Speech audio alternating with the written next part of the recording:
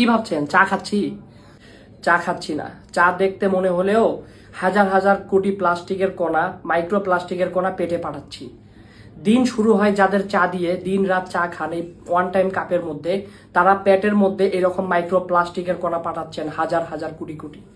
আর চা তো দূরের কথা, যারা স্বাস্থ্য সচেতনের জন্য এরকম মিনারেল ওয়াটার ছাড়া কিনে খান না, পানির বোতল কিনে খান সব সময়, সেই পানির বোতলে মাইক্রো প্লাস্টিক হাজার হাজার কোটি কণা উৎপাদিত হয়। এই প্লাস্টিকের বোতল তাপের কারণে। আপনারা কোথায় যাবেন আমাকে বলেন, কোথায় যাবেন? কি ব্যবহার ছেড়ে দিবেন? এই পানি ছাড়া তো ভাই জীবন চলে না। এই পানি তো জীবনের অপর নাম। এই পানিতেও মাইক্রো প্লাস্টিক পাওয়া যাচ্ছে। আপনি বাজারে গেলে কোন জিনিসটা প্লাস্টিক ছাড়া পাচ্ছেন আমাকে বলবেন? আজকে আমি হাফ কেজি রসুন কিনেছি ভাই, দেখেন, তাও আমাকে পলিথিনের মধ্যে দেয়া হয়েছে।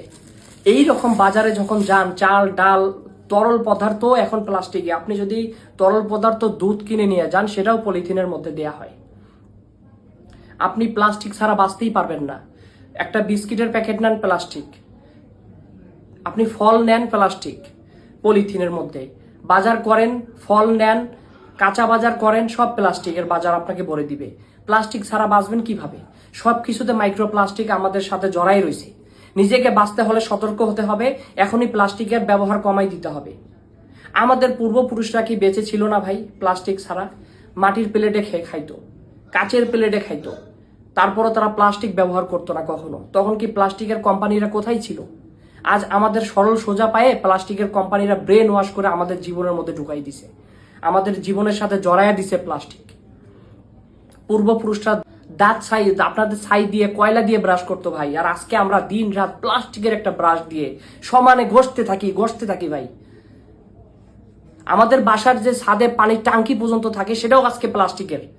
আমাদের কিভাবে ব্রেন ওয়াশ করছে আজকে বড় বড় কোম্পানিগুলো, একটু ভাবেন।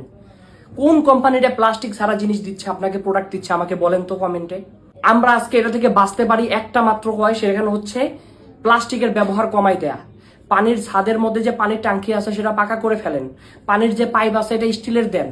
বাসায় যে খাবার খান, মাটির প্লেটে খান, কাঁচের প্লেটে খান, মাটির গ্লাসে খান, কাঁচের গ্লাসে খান, স্টিলের গ্লাসে খান।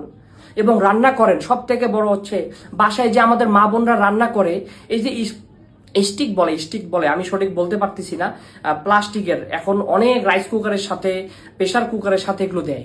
সমানে গরম পাতিলের মধ্যে, গরম কড়াইয়ের মধ্যে এগুলো দিয়ে রান্না করছে মা বোনরা। এখান থেকে কি এখানে গরম তাপ লাগতেছে না প্লাস্টিকে? এখানে কি মাইক্রো প্লাস্টিক উৎপাদন হচ্ছে না? খাবার পেটে যাচ্ছে না? ভাই আজকে কেন আমাদের এই হসপিটালগুলা ভরপুর, বেড পায় না কেন? বেসরকারি থেকে শুরু করে সরকারি পর্যন্ত হসপিটালে বেড পুরো ভর্তি ভাই। দেখেন, আমাদের আজকে এই অবস্থার জন্য আমরা নিজেরা দায়ী, সরকার দায়ী না। আমাদের দেশে বড় বড় যে কোম্পানিগুলো আছে সেগুলো আজকে প্লাস্টিক আমাদের জীবনের সাথে এমন ভাবে জড়াইয়া দিছে, ব্রেন ওয়াশ করছে, আমরা প্লাস্টিক ছাড়া কিছু বুঝি না। এখনই সময় ভাই, এখনই সময় আমাদের সতর্ক হওয়ার। যদি আপনি আর আমি সতর্ক হই, এই বড় বড় কোম্পানিগুলো, প্লাস্টিকের কোম্পানিগুলো, যারা আমাদের দিন রাত প্লাস্টিকের জিনিসে দিচ্ছে খাবার, দিন রাত পানি খেতে গেলে প্লাস্টিক, কিছু নিতে গেলে প্লাস্টিক। আমি তো লোহাই চোখে দেখি না এখন, আমি তো স্টিলই দেখি না। কতদিন হয়ে গেছে, খালি এখন তো চোখে এই জিনিসগুলো হওয়ার কথা, এখন তো চোখে আমি প্লাস্টিকের সাইকেল, প্লাস্টিকের মোটরসাইকেল এগুলো দেখি, চোখে এগুলো ভাসে ভাই, লোহা ভাসে না আমার চোখে। তো ভাই আপনার আর আমার সময় এখনই ভাই, সতর্ক হইতে হবে। আপনাকে আর আমি যদি সতর্ক হই আজকে, এই বড় বড় কোম্পানিগুলো প্লাস্টিকের বিকল্প নিতে বাধ্য, প্লাস্টিকের বিকল্প আনতে বাধ্য। মানুষকে সতর্ক করার জন্য এই ভিডিওটা শেয়ার করেন এবং বিকল্প যত কিছু আছে সেগুলো গ্রহণ করেন, প্লাস্টিকের ব্যবহার কমাই দেন। ভালো থাকবেন, আসসালামু আলাইকুম।